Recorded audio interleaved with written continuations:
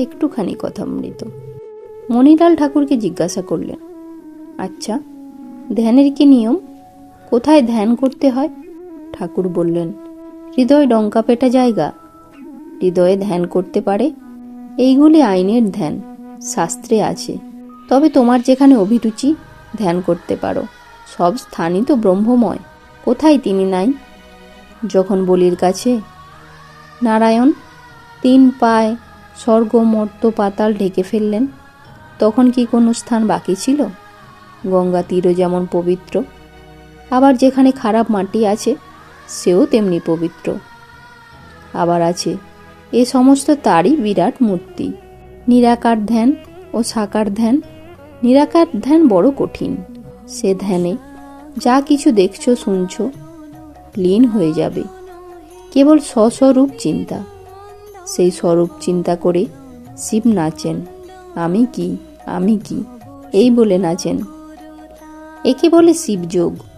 ধ্যানের সময় কপালে দৃষ্টি রাখতে হয়, নেতি নেতি করে জগৎ ছেড়ে স্বস্বরূপ চিন্তা। আর এক আছে বিষ্ণুযোগ। নাসাগ্রে দৃষ্টি, অর্ধেক জগতে অর্ধেক অন্তরে। সাকার ধ্যানে এই রূপ হয়। শিব কখনো কখনো সাকার চিন্তা করে নাচেন, রাম রাম বলে নাচেন। মণিলাল মল্লিক পুরাতন ব্রহ্মজ্ঞানী। ভবনাথ রাখাল মাস্টার মাঝে মাঝে ব্রাহ্ম সমাজে যাইতেন। ঠাকুর শ্রী রামকৃষ্ণ ওঙ্কারের ব্যাখ্যা ও ঠিক ব্রহ্মজ্ঞান ব্রহ্ম দর্শনের পর অবস্থা বর্ণনা করিতেছেন। ঠাকুর বলিতেছেন, শব্দ ব্রহ্ম। ঋষিমণিরা ওই শব্দ লাভের জন্য তপস্যা করতেন। সিদ্ধ হলে শুনতে পায়, নাভি থেকে ওই শব্দ আপনি উঠছে, অনাহত শব্দ। এক মতে শুধু শব্দ শুনলে কি হবে? দূর থেকে শব্দ কল্লোল শোনা যায়। সেই শব্দ কল্লোল ধরে গেলে সমুদ্রে পৌঁছানো যায়। যে কালে কল্লোল আছে সে কালে সমুদ্রও আছে। অনাহত ধ্বনি ধরে ধরে গেলে তার প্রতিপাদ্য ব্রহ্ম তার কাছে পৌঁছানো যায়। তাকেই পরম পদ বলেছে। আমি থাকতে ওরূপ দর্শন হয় না। যেখানে আমিও নাই, তুমিও নাই, একও নাই, অনেকও নাই, সেইখানে এই দর্শন। মনে করো সূর্য আর 10টি জলপূর্ণ ঘট রয়েছে। প্রত্যেক ঘটে সূর্যের প্রতিবিম্ব দেখা যাচ্ছে। প্রথমে দেখা যাচ্ছে একটি সূর্য ও 10টি প্রতিবিম্ব সূর্য। যদি 9টা ঘট ভেঙে যায় তাহলে বাকি থাকে একটি সূর্য ও একটি প্রতিবিম্ব সূর্য। এক একটি ঘট যেন এক একটি জীব। প্রতিবিম্ব সূর্য ধরে ধরে সত্য সূর্যের কাছে যাওয়া যায়। জীবাত্মা থেকে পরমাত্মায় পৌঁছানো যায়।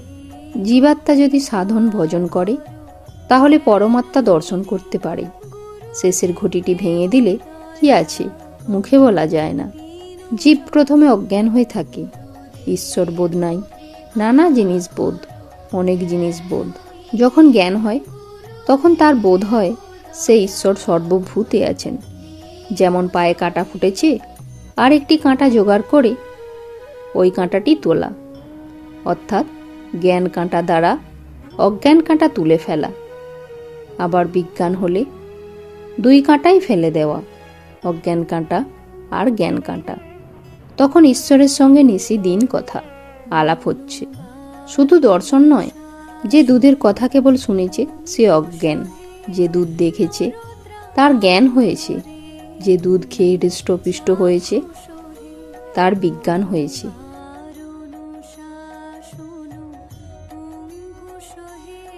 জয়তু শ্রী রামকৃষ্ণ।